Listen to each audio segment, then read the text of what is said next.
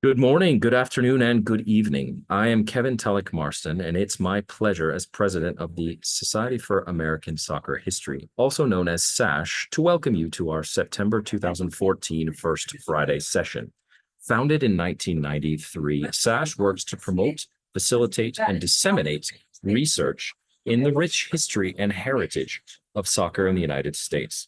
You can find us best in two places: on the web at ussoccerhistory.org and on social media and on our Facebook and Twitter accounts. Please follow First Friday sessions on SASH and follow the SASH website. Are you working on something, any research that you would like to present at a future SASH session? Please do reach out to the board if you'd like to. We are always looking to be open and have welcome ideas from future and current members. And if you'd rather write than speak, we also have the option for you to submit written contributions to the SASH website. And in this vein, we're hoping to organize some online research and writing groups in the coming months for any SASH members who would like to find a community, a writing community, in what can be often a solitary activity. Please reach out to us if you have any questions. And if you're not a member, please know that you can join SASH through the website. We welcome members with new arms and friendly feet. So please visit the website and click on the Join SASH button. Thank you to all our members who make SASH what it is. I'm going to turn it over today to our speakers, our three speakers, and I'd like to welcome them. We're going to take us on a tour of Minnesota's soccer history from the 1890s until the 1970s. Thank you to Brian Bunk, who's going to discuss the McKendrick brothers, Brian Quarstad, who will tell us the story of Wing Pan Pan, Chinese student from the University of Minnesota, and then to Chris Bolsmann, who will round us out with the Minnesota Kicks. So, Brian, thank you so very much. I'll turn it over to you. Excuse me. Thank you very much. I'll start my presentation here. I'm Brian Bunk. I teach at the University of Massachusetts Amherst. I'm the author of From Football to Soccer, the early history of the beautiful game in the United States. And some of the material I'm presenting today is going to be in my new book, which is going to be called Beyond the Field, How Soccer Built Community in the United States. And that's expected to come out in the spring of 2025. I also put my Blue Sky handle on there. I encourage people who wish to find an alternative to Twitter or X. There's a lot of, it's a growing platform, and it would be great to have more of a kind of a US soccer contingent available. So I'm going to talk about the McKendrick brothers. They were four brothers originally from Glasgow, Scotland, who moved in order to ply their trade as stonecutters and to play soccer. They first went to Greenock, Scotland, and eventually on to Minneapolis, Detroit, Toronto, and Baltimore. We tend to think of the global movement of players as a relatively recent phenomenon. The McKendrick brothers, however, show that the peripatetic life of top-level professional soccer players had developed as early as the late 19th century. They spent much of their playing careers in Detroit, but three of them took a few weeks to play for Baltimore of the American League of Professional Football when it formed in 1894. And today, as you can all tell, I'm going to talk about their brief time in Minnesota. So just some background. The earliest known soccer club in the region was the St. Paul Football Club, founded in 1886. It wasn't the first football club in the area. There were earlier ones, including a rugby team called the Tom Brown Football Association. It was likely named after the popular English novel Tom Brown's School Days. The lineup included Christopher Heffelfinger, who was the father of William Pudge Heffelfinger, who later played American football at Yale and is widely considered to be the first documented professional gridiron football player in the United States. The Thistle Cricket and Football Club of Minneapolis organized on May 23, 1887. Although newspaper reports suggest that games had been scheduled earlier, the first documented match report is for an August 2nd, 1887 game between Thistle and St. Paul FC. The Thistles easily took home the honors with a 4-0 victory. No formal competition existed that first year, but the Minneapolis Morning Tribune declared that Thistles could rightly claim the title of best club in the region. Another squad that competed around this time was called the Glass Block Team, and they must have been formed by employees of Donaldson's department store. since, as you can see in the postcard, the firm's nickname was the Glass Block. The Donaldson brothers had also originally come from Scotland, but it's unclear if they were interested in soccer. In 1888, clubs organized the first formal soccer competition in the Twin Cities. 4 teams, Thistle, St. Paul, North Stars, and the Tam O'Shanters Football Club, played for the George K. Shaw Challenge Cup. Shaw was the editor of the Tribune and likely donated the trophy that would be awarded to the winning team. Thistle proved to be the area's class outfit, winning the Shaw Cup during each of the first 3 seasons. In addition to local players, Thistle was fortified by newcomers, including the McKendrick brothers, who arrived from Scotland. And the 4 McKendrick brothers are William, born in 1865, John, born in 1868, Adam, born 1870, and James, born 1872. Adam really only played, or at least he only appears in match reports sporadically, both in Scotland and then also in the United States. So he was not as much of a player, I guess, or didn't attract as much of attention as his 3 siblings. So primarily I'm going to focus on William, John, and James. William began his soccer career with Greenock Morton FC in the summer of 1884 in Scotland. His best position was at forward, but he also played in defense and was even tried at goalkeeper. One newspaper compared McKendrick's shot to that of Queen's Park striker Geordie Kerr. It was high praise indeed. Kerr was a 3-time Scottish Cup winner, had been capped 5 times for Scotland, and scored a hat-trick against England in 1880. John McKendrick joined the team in the spring of 1885, with Adam following later. Meanwhile, James won the Greenock and District Junior Football Association Cup with Ladyburn. John was the first to move to across the Atlantic to Minnesota, and by the summer of 1888, he lined up for Thistle, scoring 2 goals in a 7-0 rout of North Stars. During Thistle's run as Shaw Cup champions, John McKendrick banged in the goals and served as team captain. In a dominant 1889 season where they went undefeated in 11 games, Thistle scored an astonishing 74 goals and conceded just 8. William and James joined their brother at Thistle in the summer of 1890, but the 2 newcomers seemed to have made only a handful of appearances for the club, and within a few weeks, the trio, or probably all 4, were on the move again, and their Minnesota sojourn came to an end. Often the only thing we have in researching players like the McKendricks are terse newspaper stories and match reports chronicling their activities. Another thing we can do is to figure out where they played and how those places map onto contemporary cityscapes. I found it can be kind of magical to visit places like the site of Mark's Stadium in Tiverton, Rhode Island, or the Dexter Street grounds in Pawtucket, even if nothing remains from their glory years as soccer pitches. And so I guess I wanted to do a little tour of some of the grounds, lost grounds where the McKendricks played, and even some where they didn't. So during the time the McKendricks were in Minnesota, the Thistle Club grounds was at East 26th Street and Cedar Avenue, probably somewhere on a large empty lot near the Chicago, Milwaukee, and St. Paul Railroad Company's shops and yards. The open space fits the general location given in newspapers and was serviced by a streetcar line running down Cedar Avenue.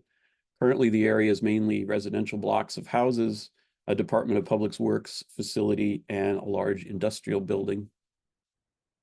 The Tam O'Shanters' home ground was in the heart of downtown Minneapolis, possibly on one of several empty lots at 13th Street and Vine Place.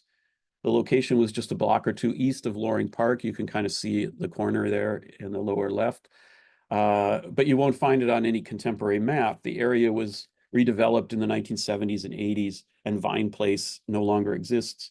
It was replaced by a series of upscale housing developments, including Loring Way and Loring Way condominiums and 110 Grant. In the early 1890s, after the McKendricks had moved on, many clubs played at Kitsendale in St. Paul. Situated between the Twin Cities off University Avenue, the area was established as a recreational area in the 1870s and 80s by wealthy entrepreneur Norman Kitson. Kitsendale was vast, and it's hard to know exactly where on the grounds the soccer pitch or the soccer matches took place, but the site of the horse racing track Kitson was really into horses. Was eventually taken over by a refrigerator manufacturing company located along University Avenue between Pascal Street and Hamlin Avenue. Today, Allianz Field, home of Major League Soccer's Minnesota United, is less than a 10-minute walk from the place where soccer matches were played over a century earlier. And here's the sort of, or at least a relatively current view. And then this is the previous map kind of superimposed. So you can kind of see just how close the two sites really were. At some point around the turn of the 20th century, the original Thistle team disbanded and the sport largely disappeared from public view. It would soon be revived, and a relaunched Thistle became one of the dominant teams of its era. A new Thistle Park was eventually located near to the original site, and you can see on the right the two sites marked with an X, or approximate sites marked with an X. It was on land owned by the Minneapolis Steel and Machinery Company. It would later be acquired by the city and renamed Longfellow Field. The site is now a grocery store and parking lot near to the police precinct that burned in 2020. This is a photograph of the site. I believe the area kind of in the right there in the red box, maybe behind the house, was the location of the soccer field, but it's a little bit difficult to tell given the angle of the photo and the maps that we have. Here's what the place looks like now, or the area looks like now. Last time I checked, that was a Cub Foods, which is a grocery store chain. And then this is the map kind of superimposed. So probably right there at the grocery store or in the parking lot is where the Thistle played. After leaving Minnesota, William McKendrick eventually settled in Detroit, helping to build the city's iconic Romanesque revival-style federal building.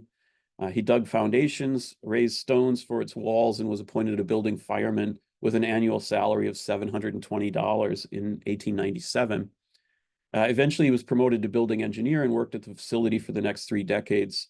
Nobody knew the structure better than the Scotsman. He even claimed that he lost his soccer, the medals or other honors or awards that he won playing soccer in the foundations of the building. This picture here shows him in 1931. The building was knocked down in 1931, and William died in 1938. John McKendrick spent most of the rest of his days in Detroit, although he lived for a time in Canada and played for Toronto Scots in 1897. He remained a stonecutter until he died of pneumonia in 1911. He had a wife and 6 children. One newspaper reported that James McKendrick returned to Scotland, where he continued to play professional football. Okay, thank you.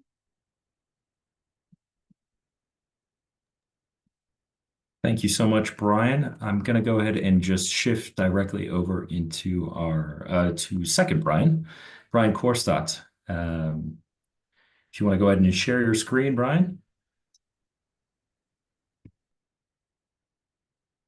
I think we're there now.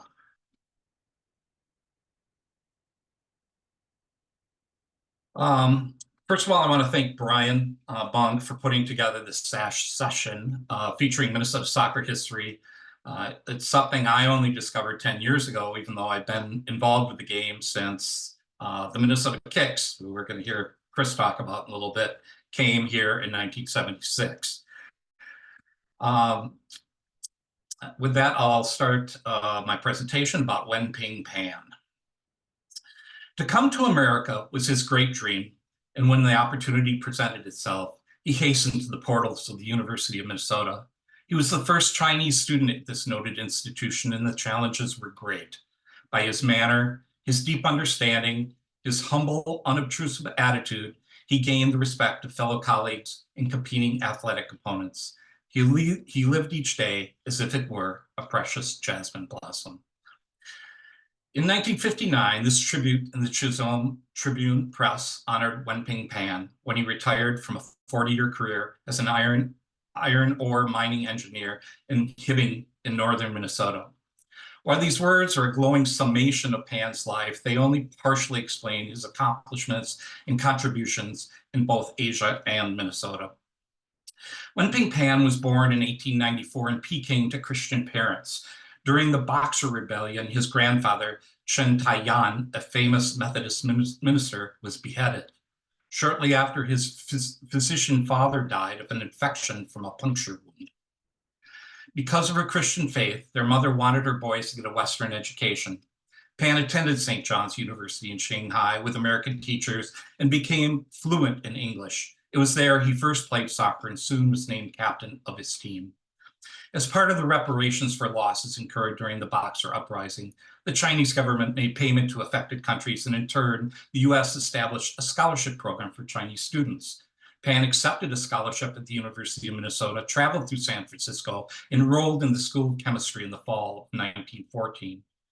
But 3 years prior to his trans-Pacific journey, Pan likely began to realize he had above-average talent in athletics. The first National Athletic Alliance of Regional Students was held in 1910, with close to 40,000 spectators attending. At age 16, Pan impressively won both the 120-yard hurdles and the high jump. In 1911, Pan followed his older brother, Wen Huan, to Tsinghua College, a prep school, where he soon found himself captain of their soccer team. In 1912, he won a singles tennis tournament between Tsinghua, the College of Peking, and Tongchao Union Arts College. In June of 1913, Pan attended the first annual field day at Tsinghua. Records show he ran a 100-yard dash in 11 seconds and a 300-yard dash in 39 seconds. He impressively came in first place in every event except for the baseball throw.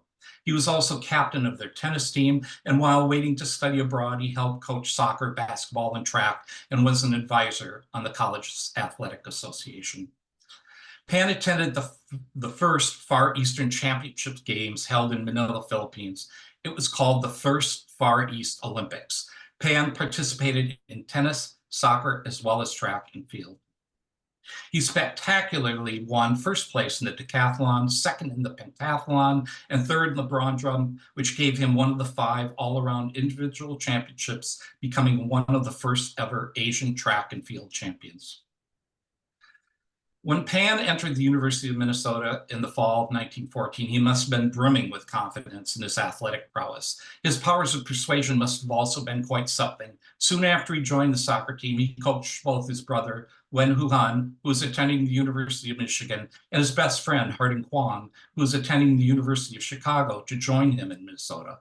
Within weeks, they had each transferred and joined Wenping on the soccer pitch. You can find Wen Huan here in the middle, second to the left in the middle row. Wenping is second to the right, and Harding Kwong second to the left on the lower row. The Gophers roster was international with 3 Chinese players, 2 South Africans, and a Norwegian. The team played their first official game of the 1914 season, making their way to St. Thomas College in St. Paul on a winding 4-mile road above the Mississippi River Valley. With Wenping playing inside right forward, his brother Wen Huan playing inside left, and Kwong shoring up the defense at center halfback, they defeated the Tommies 2-1. Wenping scored his first ever goal for the Gophers. A week later, Minnesota hosted St. Thomas. Despite the team losing a key player who had died in an auto accident during the week, they rallied and defeated St. Thomas 6-0. When Pan scored a brace in what was called a brilliant play. A Minneapolis Tribune article said the 3 Chinese students, Kwong and the Pan brothers, were the stars. The Minneapolis Journal said clean passing and airtight defense gave them their second win. Minnesota went on to defeat St. Olaf 5-1 at home, and the Pan brothers and Kwong were praised. Wenping scored 4 goals, and Wen Huan also scored. The university, sorry, I'm a little ahead there. Here we go. The university had their first ever homecoming celebration, and the Gophers soccer team, only in its second year, was included in the festivities with a game at Northrop Field that 700 alumni and students attended. Sports on college campuses was still in its infancy in 1914, and in Minnesota, only football and baseball were viewed as acceptable intercollegiate sports. The school refused to pay for the soccer team's travel and expenses for its players. Despite the obstacles, players pooled their money and traveled 45 miles south to Northfield, Minnesota to play St. Olaf, where they defeated the Ole's 4-0 in the final game of the season. The Minneapolis Journal said their ability to rush the goal when it counted most and remarkable playing from the Pan brothers won the day. The school's 1914 yearbook summarized the team's undefeated season, paying tribute to all three Chinese students. In the forward line, the Pan brothers showed themselves to be far above any of their competitors, their work being featured by clever passing, good dribbling, and accurate goal shooting. In the backfield, Kwon's close guarding made him a valuable man. In the winter of 1915, the university newspaper noted the Pan brothers for both their athletic and academic endeavors. The number of Chinese foreign students attending the school continued to grow, and Pan helped the cause, encouraging another friend, Bao Qing-ling, to transfer from the University of Illinois. Ling would play goalkeeper for the Gophers. The four youth lived together in a building close to campus and organized the very first Chinese student club, and Wenping Pan became their first chairman. That same year, Pan became a member of the Cosmopolitan Club, which was organized for foreign students, where he served as vice chairman in 1916 and 17. I can't imagine how he carved out the time, but Pan also joined the Glee Club and was a member of the campus YMCA, a board member of the campus YMCA. Having so many time commitments did seem to affect Pan's dominance on the soccer field, which must have drawn the attention of players from the Minnesota Soccer Association. In the fall of 1915, the Thistles, the most storied soccer team in Minnesota, rostered Pan on their team. With the loss of a number of Scotch Canadians who had joined the war effort, Pan was called in to do double duty, playing both for the university and for Thistles. Also, I just want to note that Brian Bunk discovered this remarkable photo of the Thistles team, which you can see here. In the lower right center is a photo of Wenping Pan in the Thistle uniform, and one description of the Thistle's colors was said to be red, black, and gold. In the opening game of the Gophers' 1915 season, and with Pan at center forward, the Gophers defeated St. Thomas 2-1, with Pan scoring. I just want to pause for a second to note this photo and some of the team photos that you'll see going forward, as I spent about 2 weeks this past winter researching soccer at the University of Minnesota. Deep in the archives was a number of really clear photos that I don't believe have ever been published before of the team, both from 1915 and 1916. It's also interesting to note that these were taken in front of the Armory building, built in 1895. The building is still on campus and being used. I took these photos in June of this year, and the lower photo shows the same door opening that appears to the left in this photo. In an attempt to expose the student body to soccer, Coach W.K. Foster scheduled an exhibition game immediately following the Gopher football game in mid-October. The team played the Thistles and lost 3-1. Of course, Pan scored the team's only goal. 10 days later, the Thistles lined up to play the Albions in the semifinal of the O'Hara Cup, and Pan was in the lineup. On October 24th, the Thistles played their first game of the fall season, and again, Pan was in the lineup. Later in October, the Gophers defeated St. Thomas 1-0. The Minneapolis Tribune reported that playing the Pan brothers was the feature of the match, and at the end of the contest, when it looked as though the teams would battle to a tie, Wenping Pan, by a miraculous bit of work, shot the only goal of the game. In early November, when the weather and ground can be unforgiving in Minnesota, the Gophers defeated St. Olaf in Northfield 3-1, with Pan scoring 2 goals. Kwon also distinguished himself with steady and aggressive play at center halfback. A week later, the Gophers played the return game, hosting St. Olaf, defeating them 7-0 in the homecoming game. In mid-November, Pan once again lined up for the Thistles and played an important role in winning the O'Hara Cup over the Stags by a score of 2-1. The game was the 5th match between the two teams to determine a winner, each previously ending in a draw. It was reported that a large crowd gathered for the match, and Pan scored one of the 2 Thistles goals. In 1916, the Gophers, and more particularly the Pan brothers and Kwon, found themselves the center of media attention. They seemed to be the sports darlings of Minnesota. Articles were run in newspapers across the state, as well as papers in Chicago and Washington, D.C., announcing Wenping Pan had been chosen as captain of the soccer team and boasted of his feats at the Asian Games of 1913. In a school newspaper, it was noted that Pan and his brother had never smoked or taken an intoxicating drink. They are Methodists and are both quiet students with excellent habits, the paper reported. In the Twin Cities, the men's soccer club season had always been split into separate spring and fall competitions. In the late winter of 1916, the university uniquely announced it would enter their team into the Twin Cities Soccer Association spring season and would be called the Internationals. One could speculate that, much like the current NCAA spring season, that Coach Foster had hoped to hone the team's skills for competition.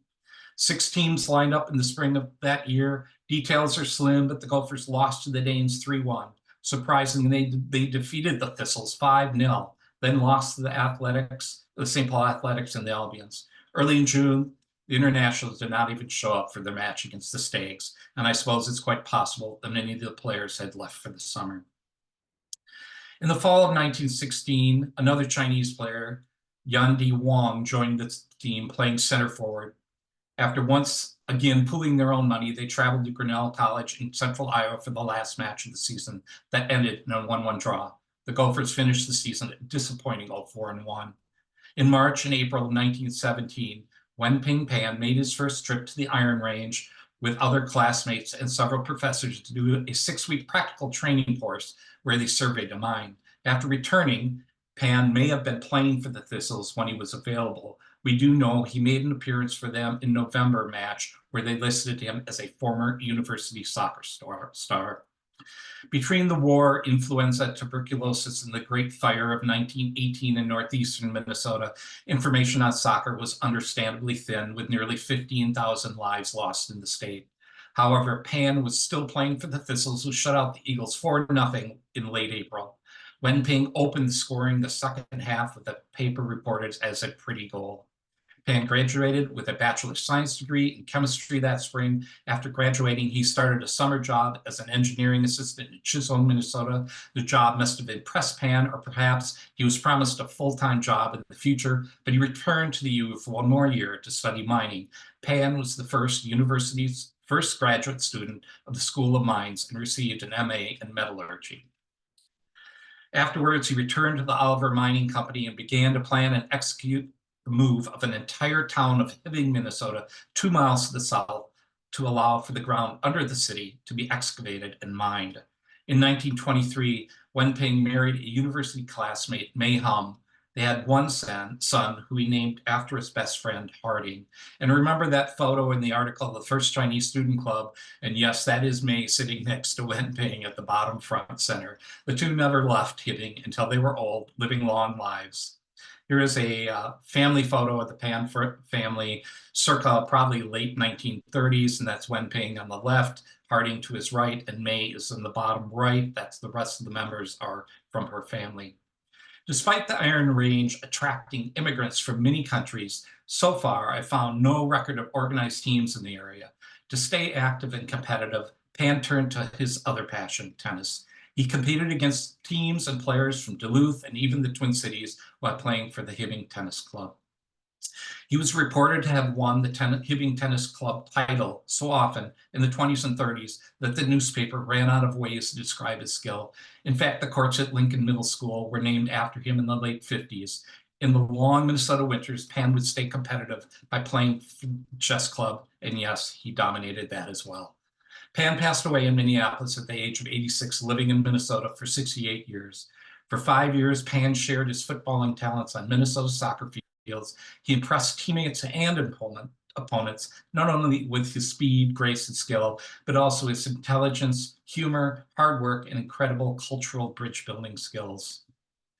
Today, the University of Minnesota has a Wenping Pan scholarship specifically for Chinese students, with a preference for students who have attended Tsinghua College in Beijing. Thank you for your time and for allowing me to share Wenping Pan's story. And with that, I'll pass it back. Thank you so much, Brian. And to round us out on our tour of Minnesota history, we're going to fast forward into the later NASL days, and Chris Bolsmann is going to take us through that. Chris. Thank you, Kevin, Brian. That was fascinating. Can you please stop sharing? Yeah, I'm working out. There we go. You should be good now. Okay, great. Thank you. Let's see if I can get my ones. Okay, can everybody see that? Not yet. Well, that's strange. Let's try. That looks like it's coming through now, Chris. Yep. Okay. We see your whole screen though at the moment. Does anybody know how just to share the for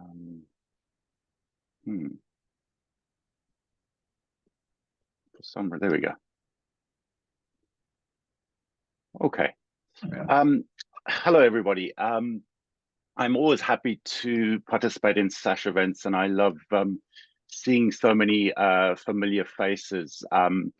I'm Chris Bolsmann. Brian Bunk asked me to talk a little bit about Ace Ntsoelengoe and the Minnesota Kicks. I'm the co-author with Dill Porter of English Gentlemen in the World Game, Corinthians Amateurism, and the Global Game. And more recently, the co-editor with my colleague who is in attendance today, George Cusos, Soccer Frontiers, the Global Game in the United States, 1863 to 1913, and several of the authors in that collection are in attendance today as well. So it's great seeing all of you. I spent some time in 2018 in St. Paul. I spent some time in the Minnesota Historical Society and was able to work through the absolutely incredible archive of the Minnesota Kicks and their collection. So this is what brings me to Ace Ntsoelengoe, of course, who played for the Minnesota Kicks. I'll start off by saying, start my presentation by referencing my 1981 junior soccer side, the under-10 side. This is a team representing Hatfield Primary from Pretoria, apartheid South Africa's capital city and my hometown. I'm the goalkeeper in the back row in the center who forgot his keeper kit at home that morning, and I was forced to wear my school pullover the wrong way around to pass as a keeper kit. Seated in the front on the ground is Grant Stewart. He was our star forward, and up to his right is Raymond. If you look very closely, both of them are wearing Adidas cleats. I too had a pair of these yellow striped Adidas cleats, but they were at home that day. The cleats the three of us and many other kids wore were what were referred to as Adidas Pule soccer boots.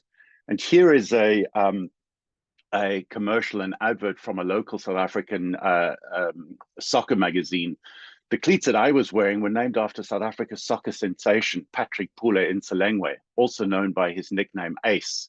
Only Chris, the mercurial and yes. Excuse me, Chris, I'm sorry, just because we're not benefiting, I think, from your screen. Is there a chance you could just maximize the slide that's being displayed?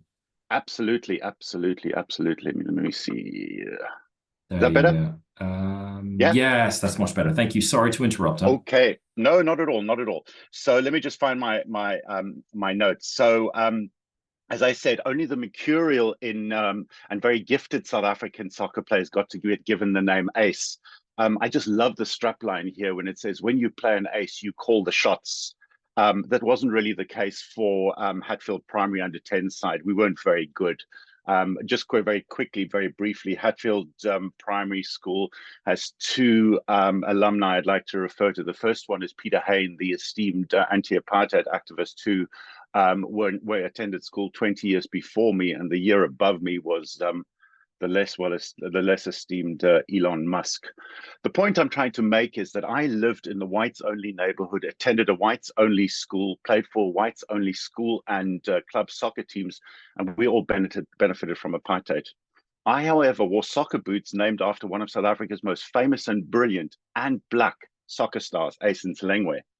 Ace Ntsoelengoe is considered South Africa's greatest ever soccer player, irrespective of the complications of deciding who is the greatest player. Ace played for Kaizer Chiefs, arguably Southern Africa's most popular side, unless you're an Orlando Pirates fan, on over 500 occasions between 1971 and 1988.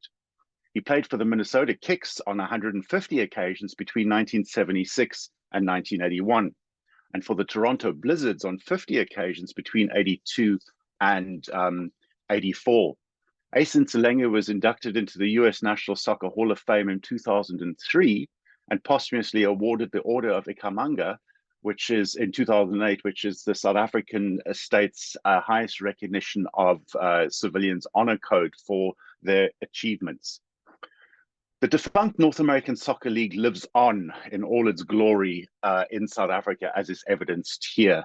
Dick Cecile of Atlanta Chiefs jokingly remarked to me in an interview I did with him a few years ago that Kaiser Motaung, the owner of Kaiser Chiefs, owes him some change. And you can see why he would owe him some change, because the logos are identical.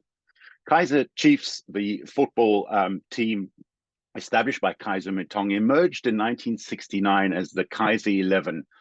Motaung had split from his Soweto side, Orlando Pirates, after spending a season in Atlanta playing for the Atlanta Chiefs. The Kaiser 11 was a scratch team that played exhibition matches in and around Johannesburg. Several players made their debut for the Kaiser 11, Patrick Ntsoelengoe being one of those. Ace Ntsoelengoe was born in 1952 in Randfontein, a mining town 20 miles west of central Johannesburg. Ace was spotted by Kaiser Motaung in the early 1970. The 18-year-old was a regular for Kaiser Chiefs thereafter. And here we have an early image of Ace Ntsoelengoe, the 19-year-old, on his knees on the left-hand side, representing Kaiser Chiefs. In 1973, Ace weighed 145 pounds. He stood at 5'9". He joined Miami Toros along with his Kaiser Chiefs colleague, the Namibian Herman Blaschke. Ace only played for the Miami Toros on 9 occasions over a 6-week period, and he did not return to the North American Soccer League until 1975, when he joined the Denver Dynamos for 1 season. Here's quickly an image of Ace scoring against arch rivals Orlando Pirates in April 1971. When Ace joined the Denver franchise, the franchise was only in existence for a couple of years and was sold and re-emerged in Minnesota as the Minnesota Kicks after the purchase by the local businessman Jack Crocker of Super Value fame. He and other investors were keen to get soccer re-established in Minnesota. From the outset, Crocker's aim was to build the fan base for the team. This was reflected in the decision to play home games at the Metropolitan Stadium in Bloomington, home of the Minnesota professional football and baseball teams. And of course, that also meant that there would always be the baseball diamond where during the soccer season, as is evidenced by this image. Marketing for the Minnesota Kicks was handled by the Chuck Ruhr Advertising Company. Chuck Ruhr claimed, and I quote, "The biggest problem with these new clients is that they didn't really have anything tangible to sell. They had a name, logo, and franchise, but they had no coach, no team, no big star name. The former Manchester United and Leeds player, Freddie Goodwin, was named coach. And in February 1976, the Minnesota Kicks and Kaiser Chiefs agreed on the sale of Ace Ntsoelengoe and his fellow South African player, Ntsoelengoe. They joined the Minnesota Kicks for $46,000. In addition, it was agreed that Ntsoelengoe would be loaned back to Kaiser Chiefs during the North American Soccer League's off-season, and that the player would return to the United States in 1977. The Minnesota Kicks only sold 4,000 season tickets before their opening match, well below the targeted 10,000 they needed to break even. Chuck Ruhr refocused his marketing campaign and focused on younger people through newspaper and radio commercial. Tickets were intentionally set at relatively low costs, and parking for matches was made free. For their home opener, the Kicks anticipated 12,000 spectators. Just prior to the kickoff of the match against San Jose Earthquakes was delayed after several thousand fans were still in the ticket line. 17,000 spectators were in the ground on that day when it was announced that over 3,000 people who were still lining up outside for tickets would be let in for free. Rather than booing this decision, the crowd cheered that decision and really created goodwill amongst the folk of Minneapolis. Ace played in that inaugural game, and the home side won 4-1. A month later, close to 50,000 spectators watched the New York Cosmos, which included Pelé, beat the Kicks 2-1 in that same stadium. During the 76 season, the Kicks attracted the second highest average attendance across the league, with an average of over 23,000 spectators per game. The team won its division championship final in front of a crowd of 49,000 spectators at the Met Stadium. At the conclusion of the game, thousands of spectators rushed onto the field and mobbed their heroes. the crowd primarily comprised of younger people that included thousands of women. In the Soccer Bowl final played in Seattle against the Toronto Metro's Croatia side that included the Portuguese superstar Eusebio, who of course had recently played in apartheid South Africa. Going into the match, Minnesota were favorites. They'd won 10 of their last 11 matches. They'd scored 54 goals in 24 matches. However, they lost the final 3-0 with Eusebio scoring a fabulous free kick for the Canadian side. And for those of you that are interested, there's a wonderful 20-minute clip on YouTube of the final. Ntsoelengoe was a crucial part of that Minnesota side. And this was not lost on his former club or his South African club, Kaizer Chiefs, potential suitors, and sports promoters with dubious political ties. This is Toy Mostert, an Afrikaner sports agent and business manager for a number of South African boxers, soccer players, who included Jomo Sono and Ntsoelengoe. Toy Mostert had close ties to the Pretoria regime. He indeed was part of the apartheid delegation to the 1972 Summer Olympic Games in Munich. And remember, South Africa had been expelled by the IOC. He acted as the public relations officer for the South African entourage and attempted to entice spectators and visitors to break the sports boycott of South Africa. Mostert was also a journalist, and this is one of his publications on the right-hand side. South African soccer journalist Cy Lerman was scathing of his assessment of Toy Mostert, and he said, and I quote, "He looks to all intents and purposes like a transfusion attendant restocking a blood bank," end quote. I'll let you decide if that's the case. Mostert was involved in the majority of dealings of South African players who moved to the North American Soccer League. The point that I'm making is that while black South African players such as Kaizer Motaung, Jomo Sono, and Ntsoelengoe were able to play in the United States and earn a relatively decent living for themselves, this was not done without the assistance of characters such as Toy Mostert, who had close ties to the South African regime. This is in contrast to several non-racial anti-apartheid soccer activists who were denied passport facilities by the South African regime, barring them from traveling abroad. In 1979, remember, South Africa was expelled from FIFA in 1976, but as late as 1979, Kaizer Motaung and Toy Mostert spent time in the United States to drum up support for a North American Soccer League all-star team to visit South Africa. They also were scheming up that the New York Cosmos would even visit South Africa. Mostert stated that a tour from the United States to South Africa would, and I quote, help dent the impact of FIFA's expulsion. A tour did take place, which comprised several South African players, including Ntsoelengoe, and several foreign players made up that side that played 4 matches in South Africa. Returning to the Minnesota Kicks and Ntsoelengoe, Ntsoelengoe was requested to return to the Kicks in 1977. However, his boss in South Africa, Kaizer Motaung, was seemingly always stalled the Stars' return as he considered potential suitors for Ntsoelengoe. In other words, European clubs who had shown an interest in Ace's services. Kaizer Chiefs also got to play Ntsoelengoe in as many games as possible before his scheduled return. In most instances, they actually held on to Ace's passport, which made it very difficult for him to travel without the blessing of Kaizer Chiefs. After lengthy negotiations in Johannesburg, the Minnesota Kicks and Kaizer Chiefs finally agreed to Ntsoelengoe's remaining in the North American Soccer League franchise for a further 2 seasons. He returned to South Africa at the conclusion of the season each year. The Kicks even went as far as hiring a law firm in Johannesburg that represented the franchise in the ongoing tussle over the player.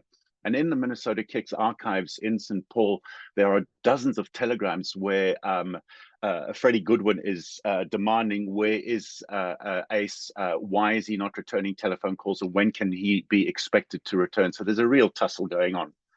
Ntsoelengoe's value to the Kicks is underscored by his salary increases. For the 76 season, he was paid $250 a week. It also included a Camaro automobile, health insurance, and a furnished 1-bedroom apartment.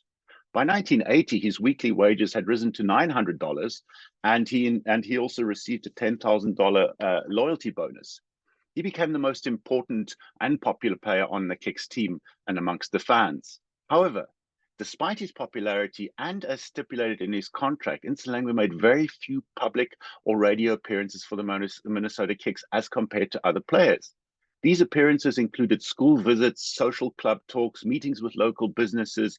Players were paid for these appearances at shopping malls and local businesses. And I'd be interested to hear what those of you who lived during this period have to think of why this may be in the case. Obviously, Ace is known for being quite a reserved and shy personality, but the fact that he was the star player, was not involved in all of these promotional activities, seems a bit odd to me.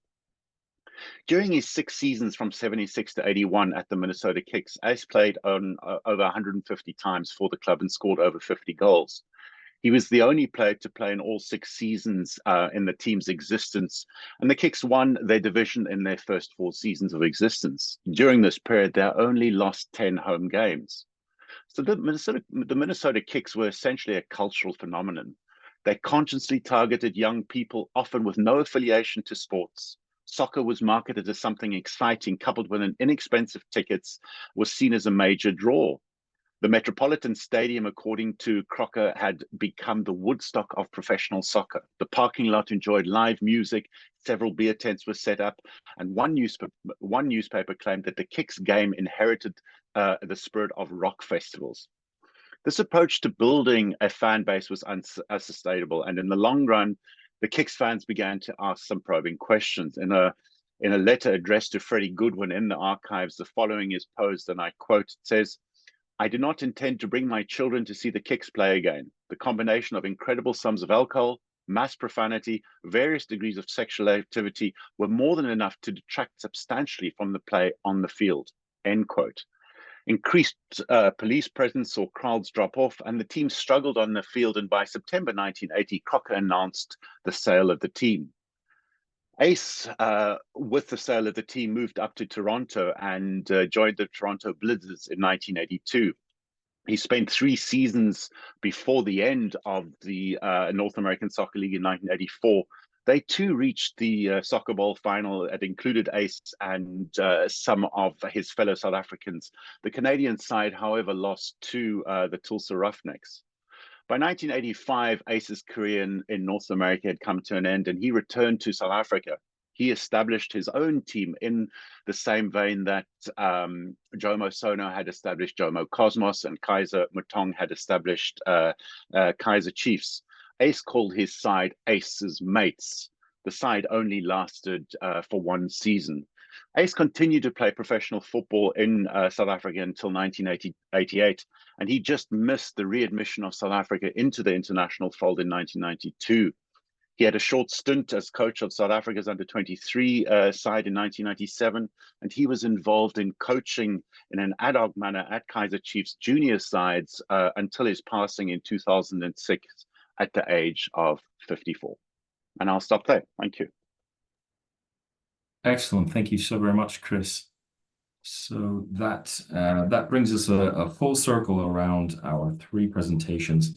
And maybe just a quick word. Obviously, the first point, Brian, you gave us some wonderful news that you've got a new book coming out. So we'll take the opportunity to plug that. That's fantastic news. Look forward to hearing more about that.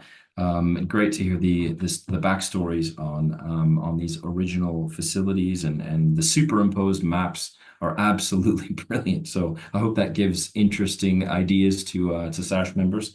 Thank you as well to Brian for the phenomenal original work on this transatlantic story between Shanghai all the way to Minnesota, and then Chris closing us off with more transatlantic connections. It shows us that the game in the United States is deeply embedded and continues to be embedded with stories that cross oceans and across the globe. So maybe I'll just open it up for some questions. As a reminder, if you could please unmute your microphone and then just tell us who you are and where you're connecting from. And then please feel free to fire away all sorts of questions, and then let's have an interesting discussion.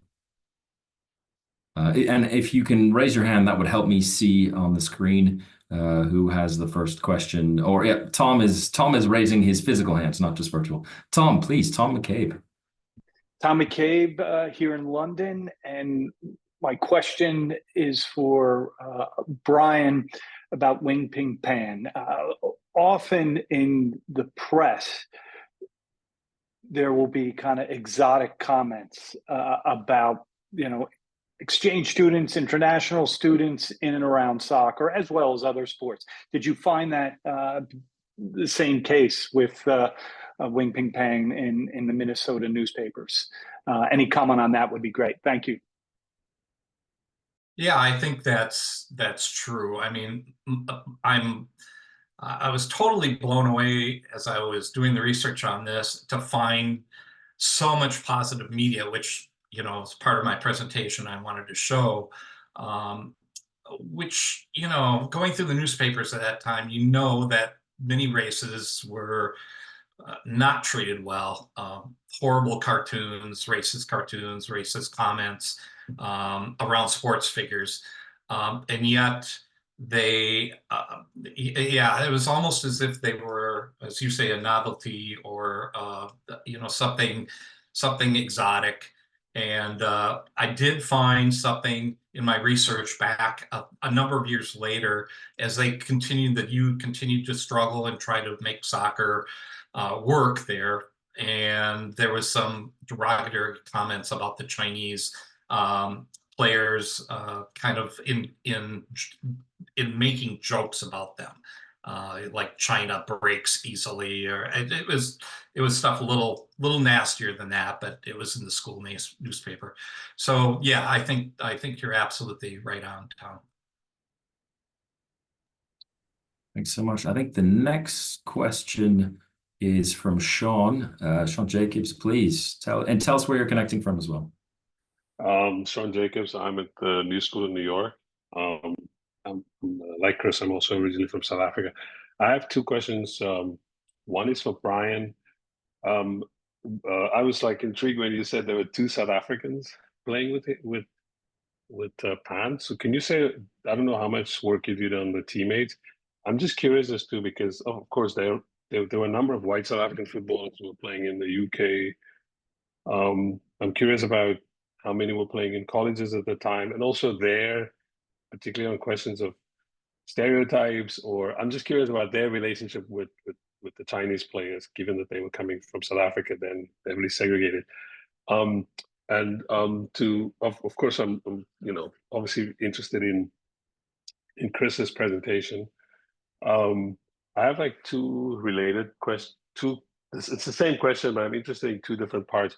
He mentions the role of kind of the white South African promoter, the one who he said had a big hand. And I think that I actually found that quite useful, because I've always wondered, like, how did these players get to the United States during a period when South Africa was banned by FIFA?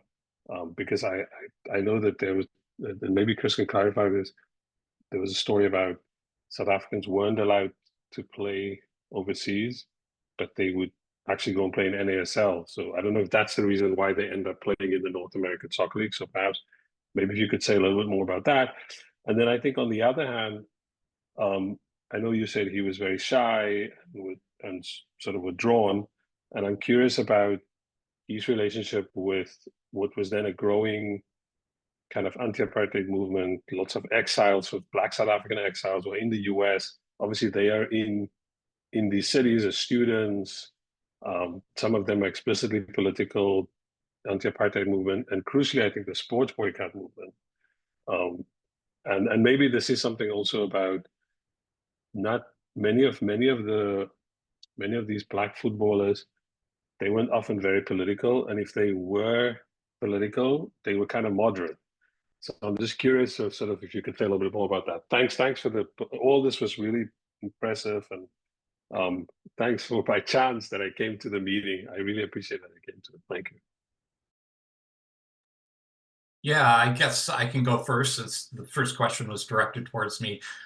Those two South Africans were both white, and they actually had fascinating stories that you could write quite a bit about them by themselves. And that I believe they were playing in 1913, the first year that the Gophers actually fielded a soccer team. And the one was the son of a barrister, and the other was the son of a multi-million-dollar diamond mine owner. So, and they had come to the U.S. to study farming, which the U.S. still has a really strong agricultural. They have a separate campus on St. Paul, and they did at that time too. It was separate campus in St. Paul and Minneapolis. It had a strong agricultural study program, and they came to learn farming methods. And during the summers, they would actually travel all over the United States, learning different farming methods from different areas of the country. And they also did some exploring of the U.S., going to national parks and all the way up to the boundary waters of Minnesota, canoeing up in the wilds near the Canadian-Minnesota border. What's interesting, and I have not found them yet, and I haven't spent a lot of time looking, but they created journals, both of them, about their 4 years there and all the trips they took and everything they did. And supposedly they gave a copy to the University of Minnesota of each of their journals, and then they sent one home and they had one or something. But I would love to get into those someday and take a look at that and see, see their paths and what happens. So yeah. Thank you, Brian. That's absolutely fascinating. When you were presenting and you mentioned those two players, I quickly looked at my notes, and in the late teens in the University of Michigan, there was a South African dental side, so a side made up of 11 South African dental students, white dental students, playing in Michigan at the same time. And when you mentioned the billionaire son of a diamond man, made me think of Mr. Musk. Quickly going across to Sean's question. Thank you very much, Sean. Look, this is something I'm scratching my head around. Firstly, when we talk about the sports boycott, basically it was targeting certain sports, obviously the high-profile games of cricket and rugby, and individual sports such as tennis. In many ways, I think with South Africa's expulsion from FIFA in 1976, many people thought that sort of battle had been won. And when I interviewed Peter Hain, and for those of you who are not familiar with Peter Hain, he's currently a Lord. He was a member of Parliament in Britain, a member of the Labour Party. He was a very important sports anti-apartheid sports activist. And when I interviewed him in Westminster probably a decade ago, I said, why did you always only focus on rugby and cricket? And he said, look, both those games were white middle-class games, and that's where we'd have the most impact. And when I mentioned the South Africans who were playing in Britain and the United States, he turned to me and he said, I had no idea. So I think, the limited resources of the anti-apartheid movement meant that they had to choose the battles that they were interested in and choose the fights they wanted to engage with. In terms of ACE and the anti-apartheid movement in the United States, our colleague Derek Katzman has just published a really interesting book called Flashpoint, which is about the rugby Springbok team that visits the United States, I think in 1981, and that becomes a focus of the anti-apartheid movement. I think there was also something to the effect of, and this is a hypothesis here, was these are South Africans Black South Africans who are clearly oppressed at home, are able to express themselves on the world stage. We leave them alone. These are our heroes. I think it also shows a continuum of approaches to the sports boycott. You have the absolutist approach of SACOS, which says no a sport in an abnormal society, whereas you also have those who say, well, hang on, these are also people who are representing Black South Africa and come back to South Africa and establish teams such as Jomo Sono and Kaiser Motaung. Finally, I would say that the characters such as Toy Mostert is absolutely crucial because, obviously, Ace Ntsoelengoe is in no ways a spokesperson or an apologist for apartheid. But at the same time, through all the contemporary press interviews I've been able to track down of these authors, none of them really refer to their experiences in South Africa. So in other words, they probably are censoring themselves because they've been told they have to push a certain line, or rather not push a line at all. Fascinating. Thank you so much for the question and for the interesting answers and great discussion points. Jeff, I see you have your hand up. Jeff, please tell us where you're connecting from as well. Yeah, this is Jeff Morgan from, I'm calling from San Antonio, or on the Zoom session from San Antonio, Texas. I've always been fascinated, and my question is for Brian Quarstad. I've always been fascinated by the connection between the NASL teams and the MLS teams. In some cases, there have been great connections. In other cases, there's virtually no connection. I know, for example, my first exposure to soccer was with the 1974 San Jose Earthquakes. And the Earthquakes have done a phenomenal job this year celebrating the 50th anniversary of the club. Brian, from your perspective, with the success of Minnesota United and the success of the Minnesota Kicks in their time frame, and you having been involved going back to those days, is there a lot of connection between those two teams, or has Minnesota United taken a very hands-off approach to to the legacy of the Kicks in the community? Yeah, I mean, part of the name Minnesota United was United, meaning all the teams, the Kicks, the Thunder, NSC Stars, Minnesota Stars, Minnesota United, all those teams, and that was part of part of that name was a uniting of all those teams, also a uniting of the Twin Cities, St. Paul, Minneapolis, and then Minnesota soccer fans in general. But with that said, I've found in my reporting that over the years on MLS, that MLS does not really, in more recent years, they've allowed teams to kind of harken back, especially the Cascadian teams, to harken back to their original teams back there. But in general, they didn't really want to make that relationship very much. And they still don't really, in my opinion, don't really value the history there of the NASL before them. And I'm not sure exactly what the reason, if they feel that they need to detach from that. But yeah, I definitely feel that there's not a real strong, tie there. I mean, what the tie that is there is people like myself and even people another generation younger than me that went to those games. And really, that's how I cut my teeth in soccer, was through the Minnesota Kicks. I started playing after that. I coached for nearly 20 years, had a license with the USSS C license, coached for a long time, started writing about the game in 2006. So there's a lot of people like myself that have been very involved and got involved because of the Minnesota Kicks. So that's the tie from MLS, from the current team to the Kicks, not so much. Thank you. Thank you, Jeff, and thanks for the question, the answer. I'm just looking in the chat here. I think Tom McCabe, I think you wanted to pick up on something in the comment before, if I'm right. Yes, Chris asked about Ace, and perhaps in his contract where he didn't have to make a lot of public appearances. This clearly runs contrary to what most NASL players were asked to do, right? They were going to be missionaries in their communities, soccer clinics, all sorts of visits to local businesses. So they were very much interested.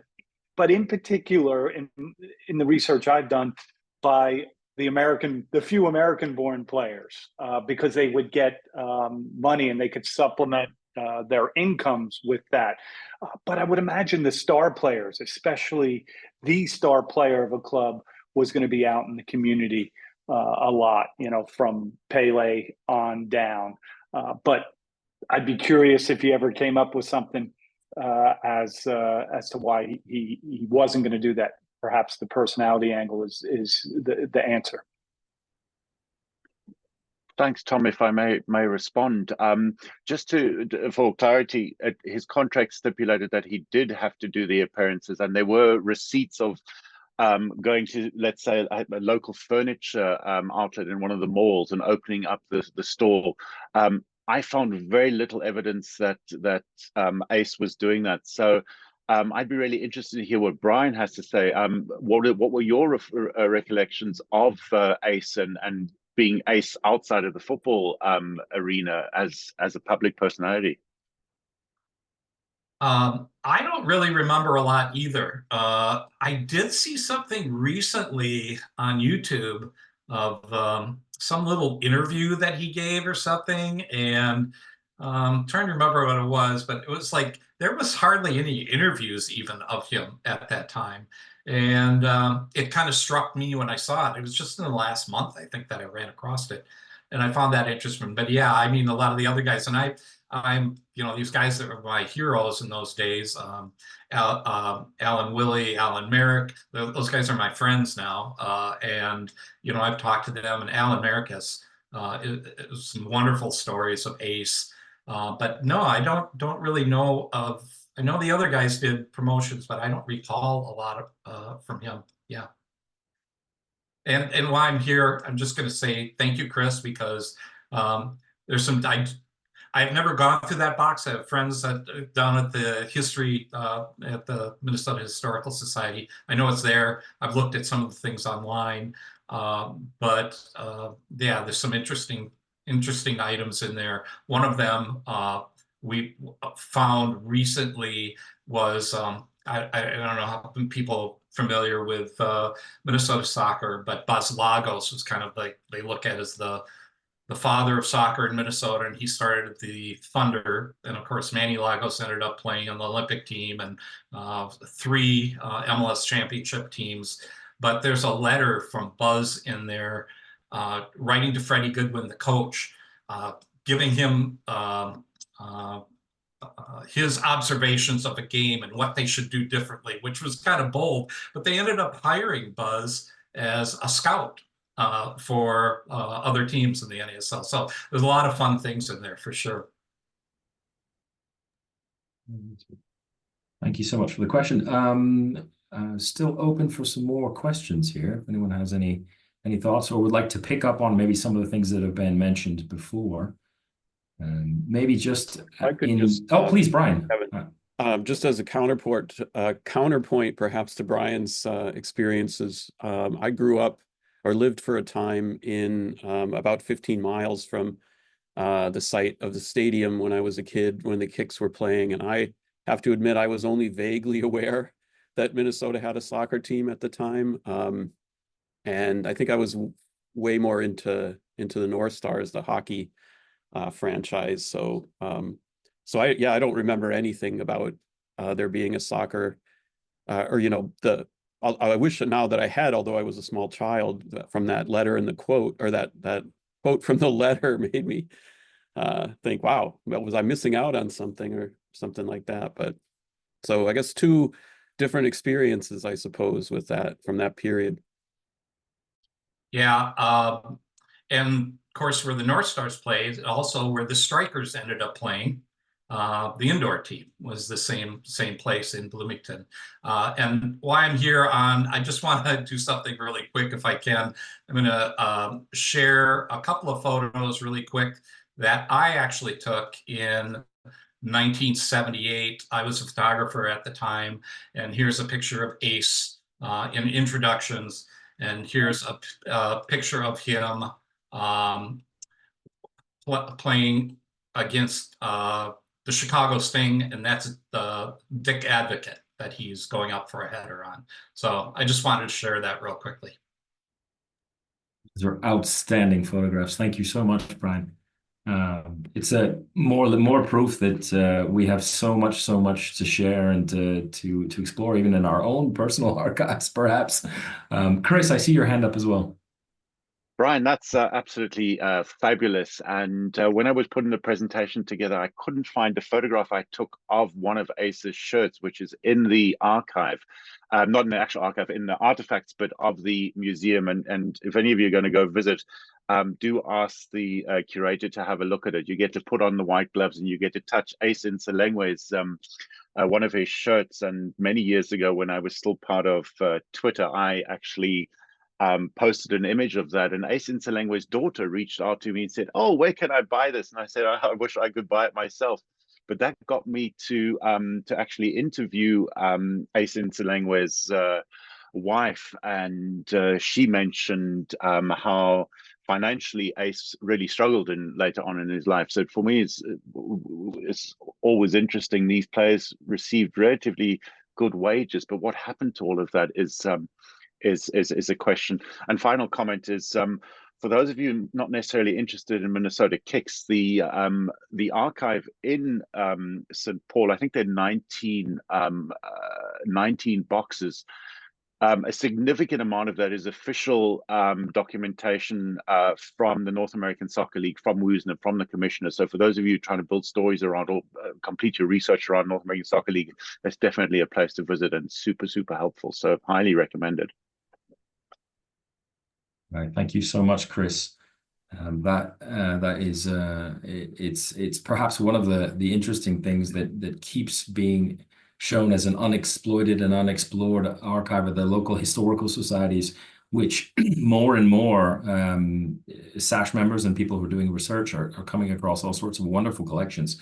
So I'm hoping that that in future SASH sessions, some of you will have some interesting things to share based on perhaps some of those. And maybe linked to that, another really interesting thing I thought we saw today was these university stories. And the university archives are another source of material which has probably not been explored as much as it could be in terms of the US soccer narrative. So great to see some of the material coming out of there. I'd like to, if I can ask a quick question to Brian, because you mentioned in passing the Tom Brown's Club.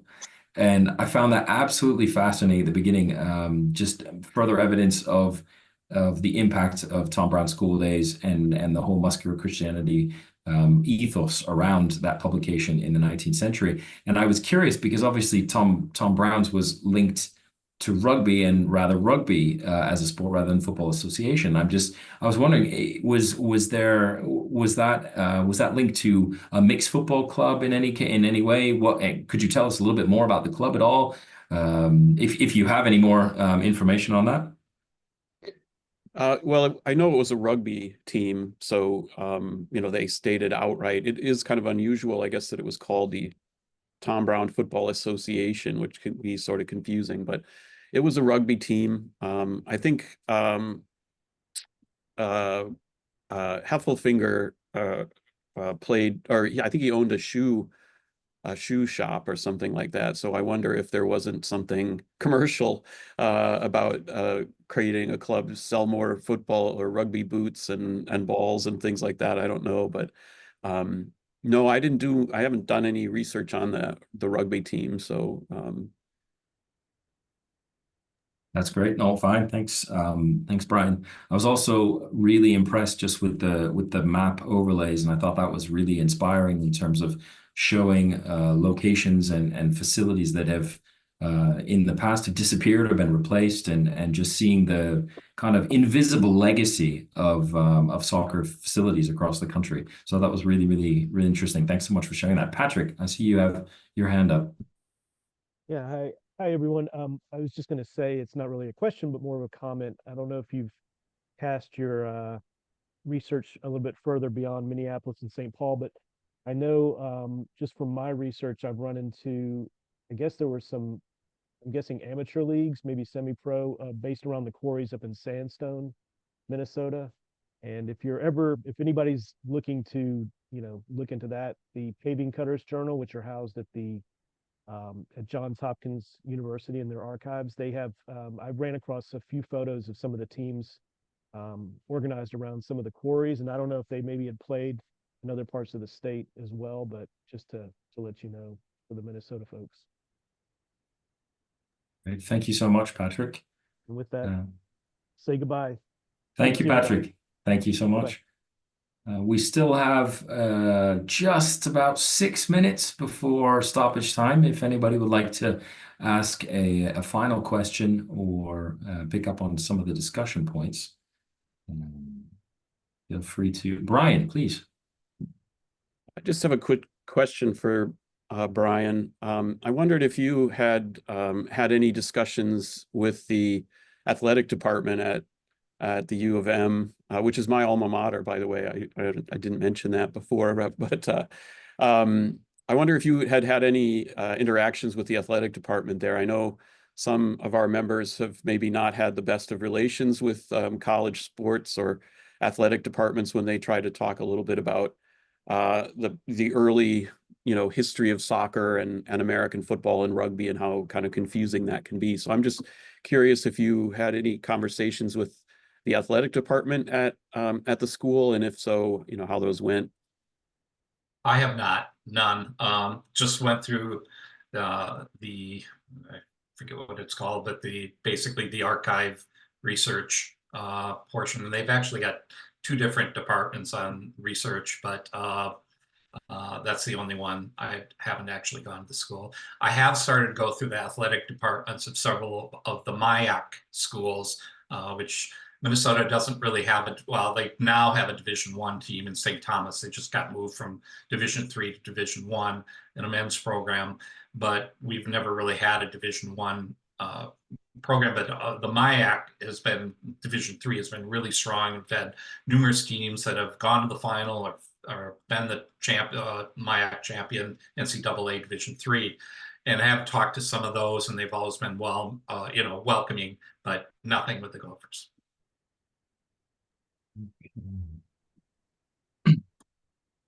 Still time for remaining question here, or last gasp Hail Mary shot to goal from distance. If anybody wants to have a go, benefiting from this great chance to have an interesting chat here.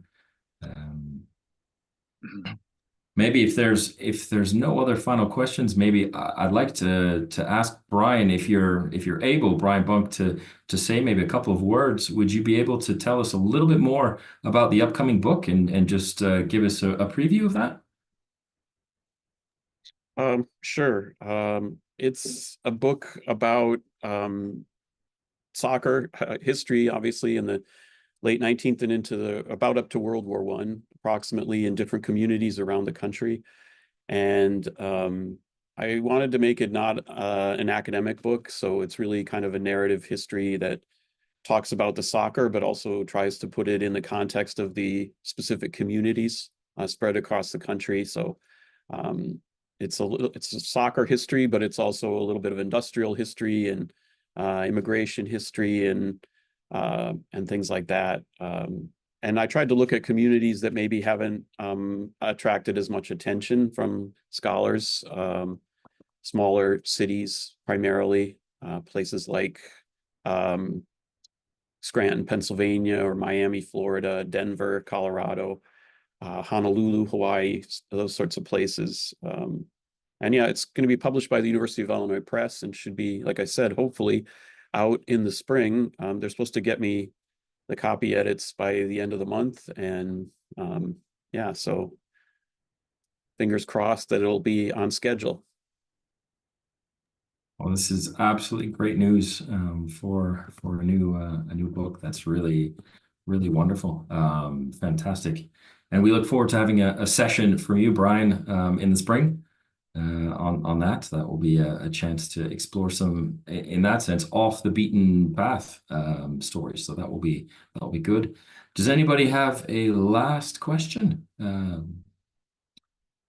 If not, then perhaps we don't have to absolutely go to the 90 minutes, and we can always whistle a little bit early. But before we close, I will plug our next session, which will be Friday, October 4th. So for those of you listening and those of you watching online, Friday, October 4th will be our next SASH First Friday session, where Gabe Logan, I think Gabe is still on the call, will be sharing with us some of his work on the inaugural Amateur Cup, and particularly in the link with the qualification for the 1924 Olympics. So that is a nice segue, actually, from Patrick Sullivan's question and point about early amateur soccer teams at that point. So please do tune in and join us in a month's time.